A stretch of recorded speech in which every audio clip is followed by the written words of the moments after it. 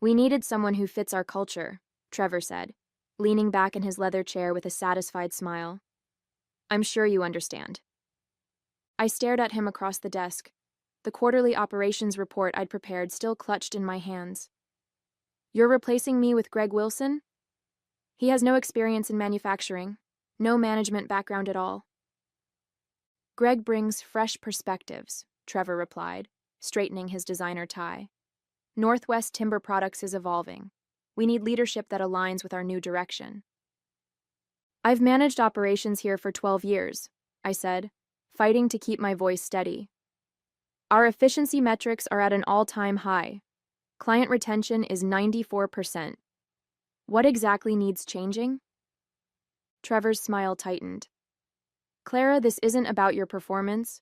You're excellent at what you do. But Greg and I share a vision for the company's future that's more dynamic. My name is Clara Novak, 42 years old, operations manager at Northwest Timber Products in Spokane, Washington. Or at least I was until this moment. I've dedicated my professional life to this company, streamlining our lumber processing operations, implementing sustainable forestry practices, and building relationships with clients across the Pacific Northwest. When do you want me to leave? I asked, my mind already calculating severance, health insurance continuation, and job prospects. We'll need a 2-week transition. Greg starts today. He'll shadow you until you finish up on the 15th. Trevor stood, indicating our meeting was over. I've asked HR to prepare a generous severance package. Your years of service have been valued. I nodded and rose to leave, dignity intact despite the churning in my stomach. As I turned toward the door, Trevor added, "Oh, and Clara? Let's keep this positive with the team. I've announced that you're pursuing new opportunities." Of course, he'd announced my departure before even telling me. Back at my desk, I found an email from Diane in HR with severance details and a confidentiality agreement. As I scanned the document, a message popped up from my assistant, Thomas. "What's going on?" "Trevor just introduced some guy named Greg as our new operations manager. Said you're leaving?"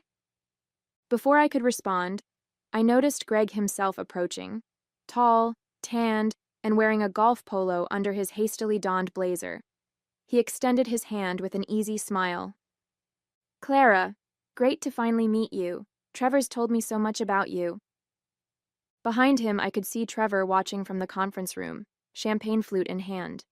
He raised it slightly in my direction before turning to laugh at something said by the VP of sales. "I'm sure he has," I replied, shaking Greg's hand firmly. "Let me show you around." As we walked through the production floor, I realized with growing unease that Greg didn't know the difference between pine and cedar, couldn't read our processing charts, and referred to our largest client by the wrong name. This wasn't just a replacement. It was a dismantling of everything I'd built. I joined Northwest Timber Products fresh out of my MBA program, initially as a process analyst. The company was struggling then. Inefficient operations, high waste percentages, and a reputation for missed delivery dates. I worked my way up through various positions, eventually becoming operations manager under the previous CEO, Harold Bergman. Harold recognized my talents for organization and problem solving. He mentored me, challenged me, and ultimately trusted me to revamp our entire production system. Together, we transformed Northwest from a struggling mid-sized lumber supplier into one of the most respected sustainable timber operations in the region. When Harold announced his retirement last year, the board conducted an external search for his replacement. They settled on Trevor Rhodes, who came from a larger competitor with promises to modernize and disrupt the traditional timber industry. I had reservations about his flashy style, but was determined to work collaboratively for the company's benefit. At first, Trevor seemed interested in understanding our operations. He scheduled lengthy meetings with each department head, asked thoughtful questions, and praised our efficiency metrics during his first board presentation. I began to think my concerns had been unfounded. Then small changes began. Trevor started bringing in consultants who knew nothing about timber, but spoke confidently about corporate culture and brand identity. He renovated the executive floor while postponing critical equipment upgrades I'd been requesting for months. He instituted mandatory team-building activities that pulled workers off the production floor during our busiest periods. Still, I adapted. I adjusted schedules to accommodate his new initiatives while maintaining productivity. I translated his buzzword-filled directives into actionable steps for my team. I defended these changes to skeptical employees who trusted my judgment. What I didn't know was that Trevor had been undermining me behind the scenes. I learned later that he'd been telling board members I was resistant to change and stuck in old methodologies. He'd started playing golf with several key board members and with Greg Wilson, a former college classmate with no experience in our industry. I maintained my professionalism, focusing on what I could control: operations, efficiency, client relationships. When our quarterly numbers showed record productivity despite the disruptions, I thought my position was secure. Results would speak for themselves. The week before my termination, I noticed Trevor and Greg having lunch in Trevor's office. They seemed to be reviewing documents, my operations reports, I assumed, as part of Trevor's ongoing department evaluations. I even prepared additional materials for them, wanting to ensure they understood our production processes fully. Harold called me that same week. He'd heard rumors about leadership changes from his old industry contacts. "Watch your back, Clara," he warned. "Trevor's been asking strange questions about the extent of your authority." I thanked him for the concern, but dismissed it as retired CEO paranoia. Harold was protective of the company, and of me. Surely Trevor wouldn't replace his most effective manager without cause. I was wrong. My first day of the transition was excruciating. Greg followed me everywhere, making notes on a leather-bound pad but asking no substantive questions. At our morning operations meeting, Trevor introduced Greg as the new visionary leader who'll take our processes to the next level. My team looked between us in confusion, their expressions ranging from shock to anger on my behalf.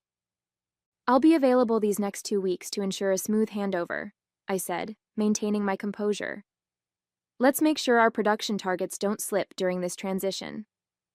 After the meeting, several team members stopped by my office privately to express their disbelief. Tomas, my assistant for 7 years, was particularly upset. "This is ridiculous," he fumed. "Greg asked me if lumber comes from pine trees or pine bushes.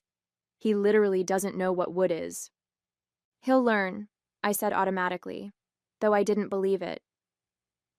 By mid-afternoon, I was reviewing our inventory management system with Greg, explaining the custom software I'd helped develop to track materials from forest to finished product. "This seems unnecessarily complicated," Greg commented, suppressing a yawn. "At my last company, we used a simple Excel spreadsheet for everything." "What company was that?" I asked, genuinely curious since Trevor had been vague about Greg's background. "Oh, I managed my family's car wash business for a while," he replied casually.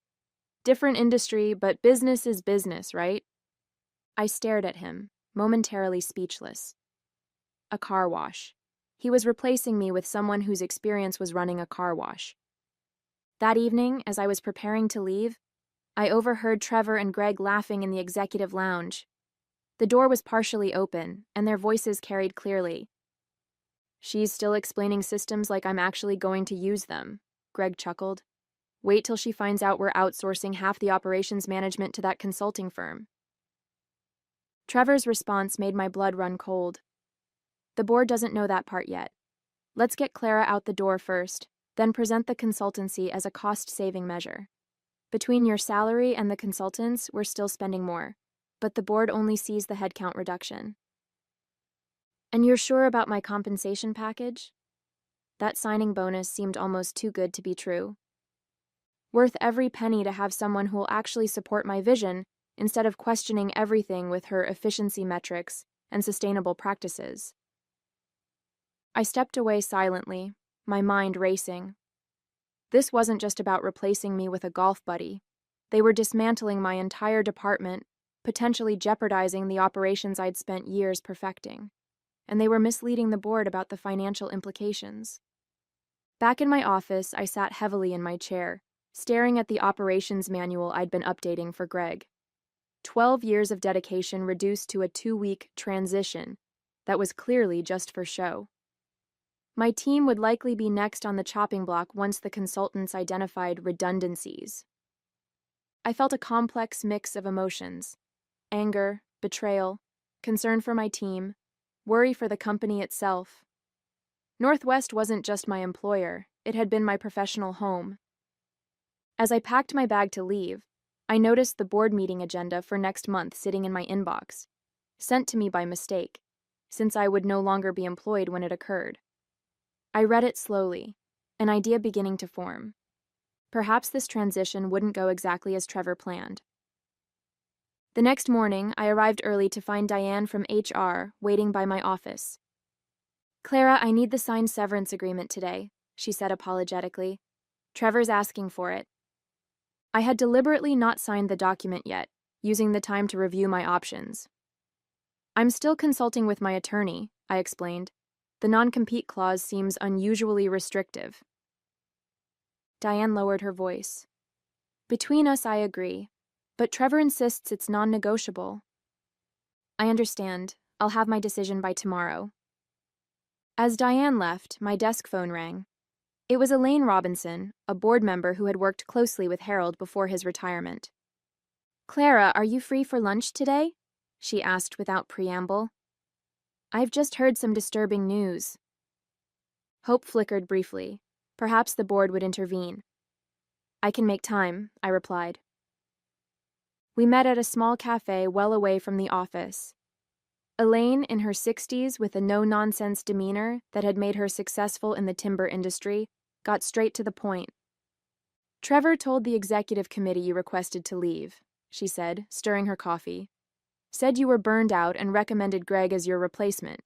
Several of us were surprised, but he presented it as a done deal." "That's not what happened," I said, careful to state facts without emotional coloring. "He terminated my position and had already hired Greg before informing me." Elaine's expression hardened. "I suspected as much. Trevor's been making unilateral decisions despite board governance requirements. Unfortunately, he's convinced the board chair, James, that he needs operational freedom to modernize the company." "So there's nothing to be done?" "Not officially, not yet. James won't call a special meeting just for a personnel change, even at your level. Our next full board meeting isn't for 2 weeks." My shoulders slumped slightly. 2 weeks was after my last day. "However," Elaine continued, "I'd like to invite you to that meeting as my guest. It's unusual, but not unprecedented. You've presented to the board before, and I can request your attendance for questions on operations during the transition." "Trevor won't like that." "Trevor doesn't need to know until the day of the meeting," she replied with a hint of steel in her voice. "In the meantime, document everything, especially any plans that contradict what the board has approved." I left lunch feeling cautiously optimistic. If I could present the facts directly to the board, perhaps Trevor's plans would be scrutinized more carefully. That afternoon, I met with Trevor to discuss the transition timeline. I decided to test the waters. "I've been thinking about the severance agreement," I began. "I'm concerned about the non-compete restrictions." Trevor's smile didn't reach his eyes. "They're standard for executives.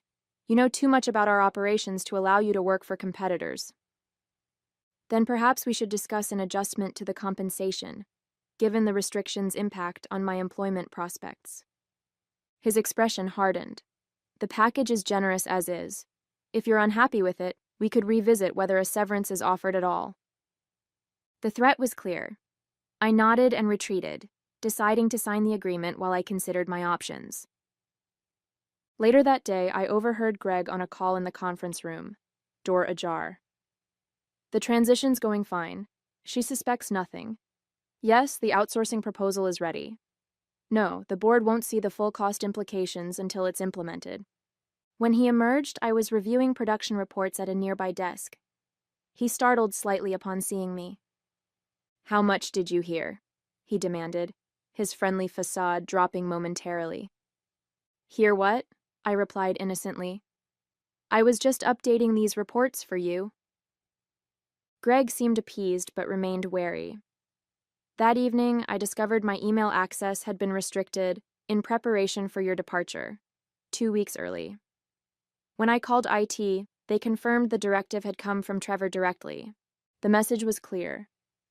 They didn't trust me with information, even during the transition period. Whatever Trevor and Greg were planning, they didn't want me to see it. I needed to find out what it was, and quickly.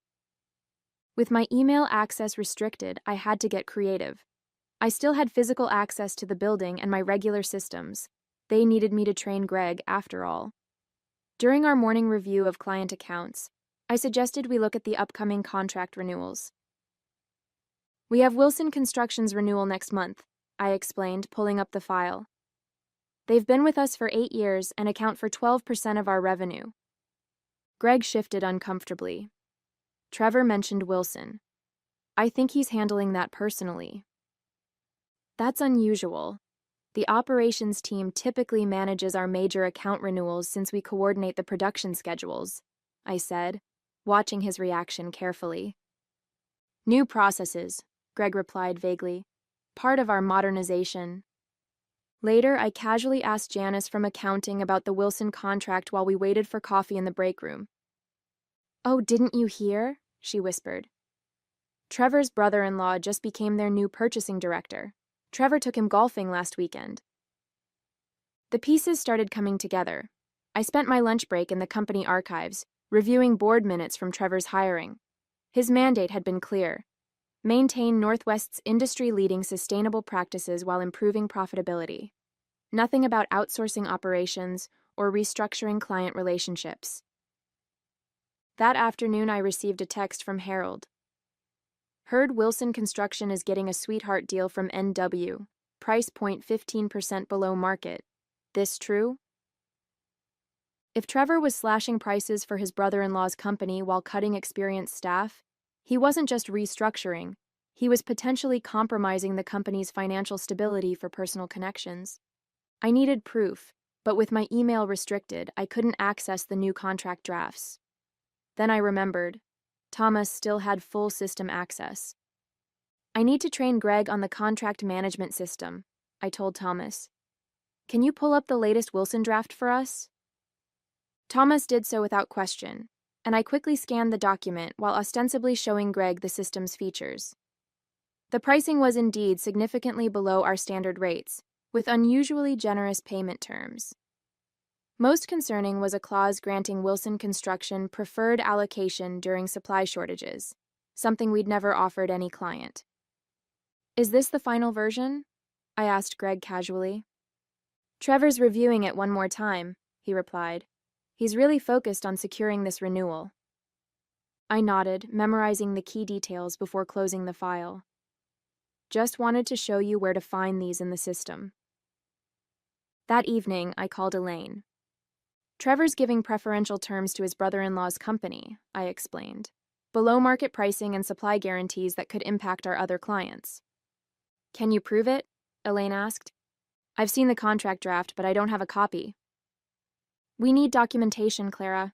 The board won't act on hearsay. I hesitated, then made a decision. I think there's more happening. The outsourcing plan Greg mentioned might connect to this. If Trevor's redirecting resources to favored clients while cutting internal expertise, it could compromise our operations and sustainability commitments, Elaine finished. The board would definitely need to review such fundamental changes. The next morning, Trevor called me into his office. His expression was cold. It's come to my attention that you've been accessing files outside your transition duties, he said without preamble. Given your reluctance to embrace these changes, we think it's best to end your employment immediately rather than continuing the 2-week transition. I felt surprisingly calm. On what grounds? We don't need grounds with at-will employment, as you know, but if you prefer, I can cite breach of confidentiality or failure to support company directives. I see. And the severance package? Still available, provided you sign today, with the addition of a non-disparagement clause. He slid a revised agreement across the desk. Otherwise, we'll terminate for cause, and you'll receive nothing. It was a calculated move designed to silence me before the board meeting. Trevor was clearly worried about what I might have discovered. I had a decision to make: sign and take the money, or reject the agreement and lose my severance, but maintain my ability to speak freely to the board. What Trevor didn't know was that I had already made my choice. "I'll need time to review the new agreement," I said, taking the document without committing. "Today, Clara. I need your decision and signature today," Trevor insisted. I nodded noncommittally and returned to my office to find Greg already there, examining my files. "Just getting familiar with everything," he said without a hint of embarrassment. "Since it seems your departure might be accelerated." "Take whatever you need," I replied, beginning to pack my personal items. "Though you might want to actually read our sustainable forestry protocols before your meeting with the environmental compliance team this afternoon." Greg looked blank. "What meeting?" "It's on the operations calendar. Quarterly review of our sustainability metrics.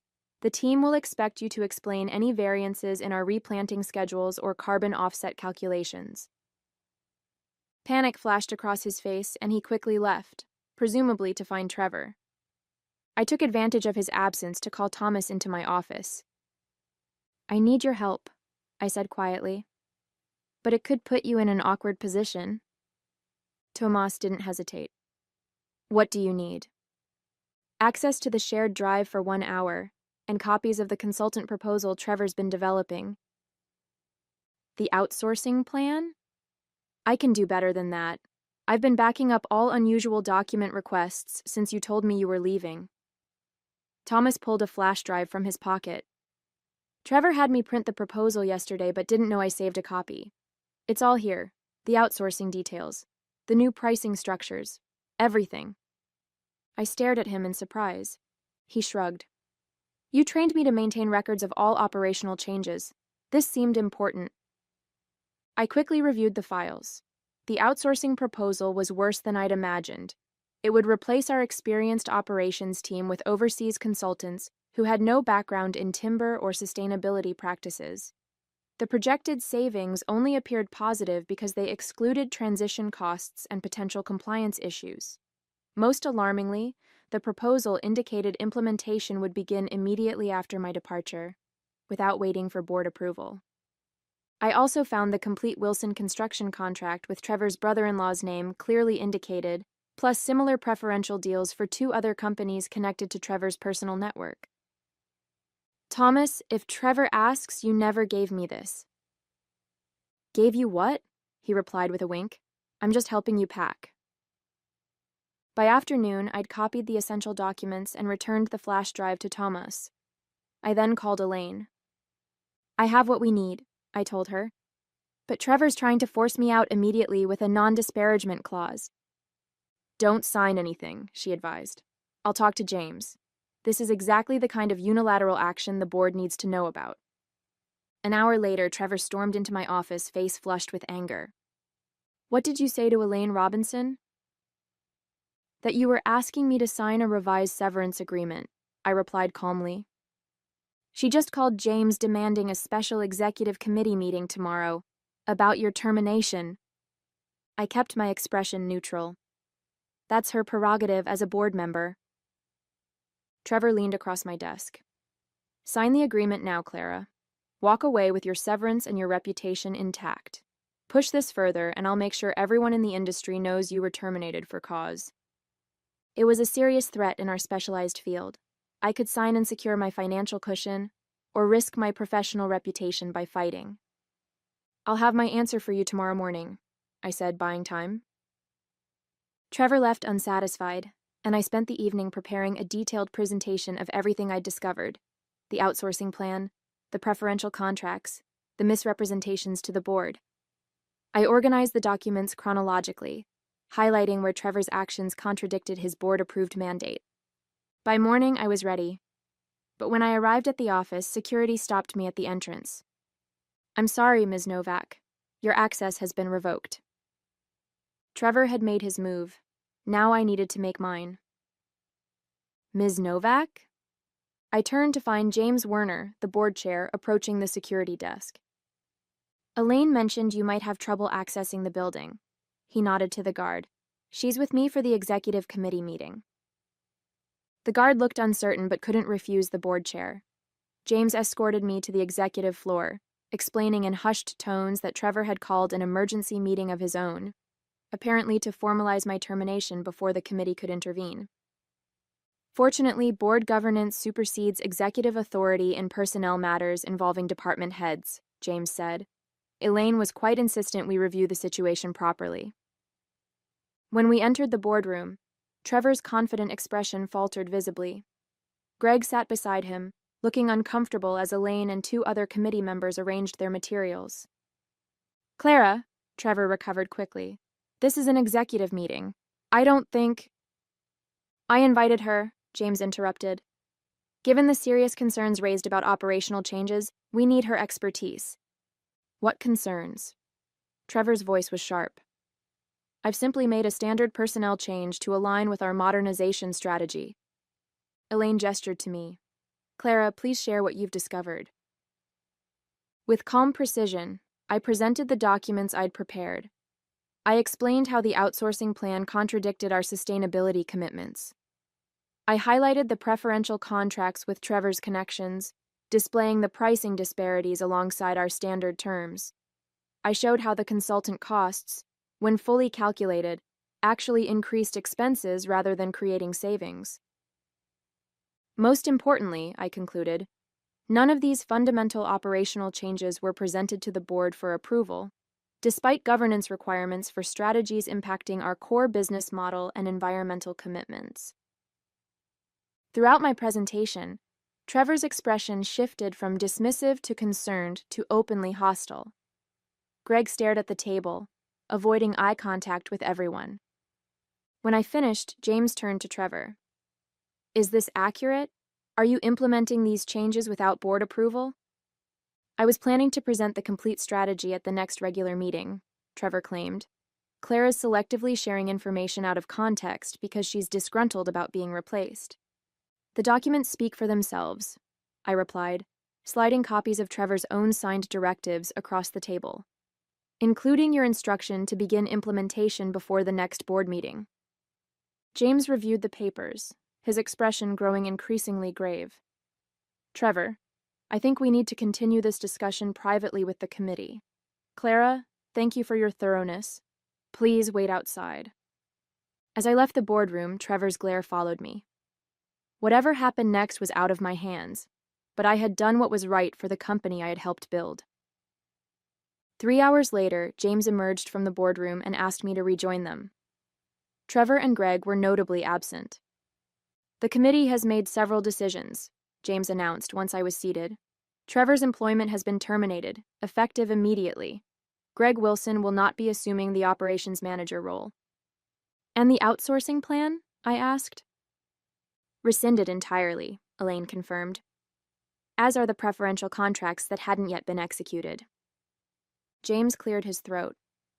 Clara, the committee would like to offer you your position back, with appropriate adjustments to your compensation and authority. We recognize the value you bring to Northwest Timber Products and sincerely regret the disruption caused by Trevor's actions. I considered the offer carefully. Over the past 2 weeks, I had received inquiries from 2 of Northwest's competitors, including one that would mean a significant promotion. I appreciate the offer, I said finally, but I think it's time for me to explore new opportunities. I'd be willing to stay through a proper transition period, however, to stabilize operations and help you find a suitable replacement. James looked disappointed but nodded his understanding. We'll develop appropriate terms for a consulting arrangement during the transition. Would 3 months be sufficient? It was a generous offer that would give me time to properly consider my options. That would be acceptable. As the meeting concluded, Elaine walked me to the elevator. Trevor didn't go quietly, she confided.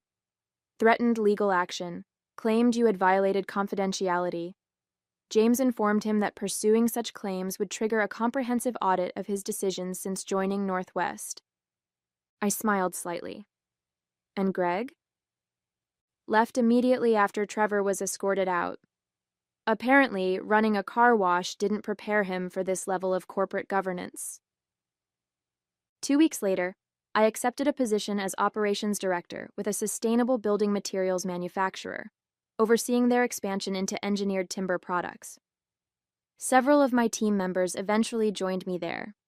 Northwest Timber Products continues operations with renewed commitment to the sustainable practices I helped establish. I still consult with them occasionally, proof that doing what's right can lead to unexpected new beginnings. Sometimes the most powerful statement isn't what you say when you're shown the door, but what you do after you walk through it.